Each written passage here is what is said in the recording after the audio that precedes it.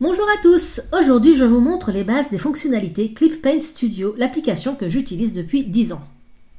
Je précise juste que c'est la première fois que je fais une vidéo ClipPaint Studio parce que je l'utilise surtout pour le travail et comme je n'ai pas le droit de montrer les images utilisées dans le cadre professionnel, je profite d'un projet perso pour vous montrer les bases.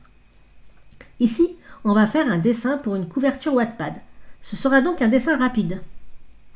Lorsque vous ouvrez ClipPaint Studio, vous vous retrouvez avec cette fenêtre. Pour une image simple, je choisis la première proposition. Les deux autres, c'est soit pour faire des webtoons, soit pour faire des livres.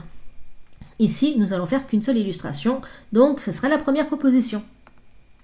Ensuite, je mets les réglages pour la dimension de l'image. Pour une couverture Wattpad, comme l'image sera rétrécie à fond, A5 c'est suffisant. Après, si vous aimez travailler les détails, vous pouvez choisir A4. Et voilà, la feuille blanche se présente à nous. Nous pouvons commencer.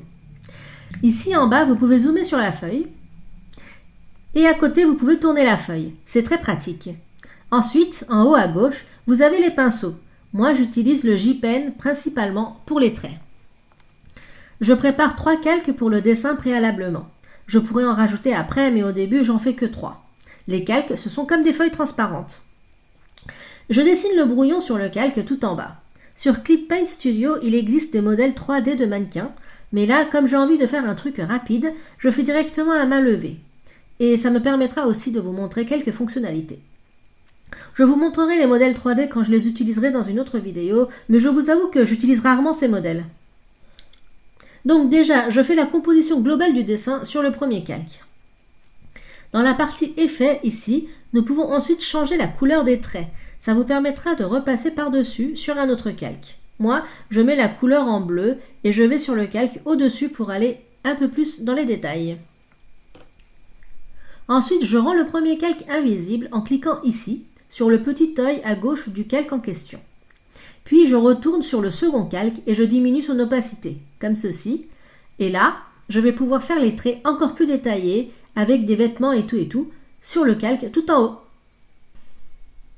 Une fois le personnage fini, je fais le paysage en arrière-plan sur un autre calque. Je reviens ensuite sur le personnage, je rends juste visibles les traits et dans le calque en dessous, je colorie tout en gris en faisant bien attention à ne pas dépasser au niveau des contours. Ici, l'outil pot de peinture est super utile et je comble les trous avec un pinceau. Une fois que j'ai fait tout ça, je crée un calque au-dessus et je clique ici pour le lier au calque où j'ai fait la zone en gris. En liant, en fait, on fait du calque de dessous un masque qui fait qu'on ne dépassera pas le contour du personnage. Ce que je fais ensuite, c'est que je prépare plein de calques pour chaque partie du corps. Je peux renommer les calques en double-cliquant dessus pour ne pas être perdu. Et je commence la colorisation. Je fais déjà tout en aplat au pinceau J-Pen, calque par calque. Ensuite, je reviens sur les calques pour faire les ombrages et la lumière. Pour ce faire, j'utilise le pinceau Transparent Watercolor. Après, vous pouvez faire comme vous le souhaitez, bien sûr. L'idéal, quand vous découvrez un outil, c'est de tout essayer et de voir le pinceau qui vous correspond. Moi, ce que j'aime bien avec le pinceau Transparent Watercolor, c'est l'effet aquarelle traditionnel avec les mélanges de couleurs assez réalistes. On continue comme ça sur toutes les calques. Et une fois le personnage fini, on va passer au paysage. Mais avant, pour les personnes qui n'aiment pas avoir trop de calques partout, vous pouvez créer un dossier pour mettre tous les calques d'un même élément. Par exemple, ici je crée un dossier personnage et je mets tous les calques correspondants dedans. C'est assez pratique quand on a beaucoup d'éléments dans un dessin. Pour le paysage, je vais utiliser un calque que je crée en dessous du calque de ligne de composition. J'utilise pour les couleurs le pinceau Oil Paint et après je reviens travailler de nouveau avec le Transparent Watercolor par-dessus. En fait, ce qui est bien en numérique, c'est qu'on peut mélanger l'huile et l'aquarelle sans prise de tête de logique. Je vais faire ensuite un rayon de lumière. Sur un nouveau calque, je vais utiliser l'outil Polyline que vous pourrez trouver ici. Je fais grossièrement ma forme de rayon. Je diminue l'opacité du calque et j'applique l'effet flou gaussien.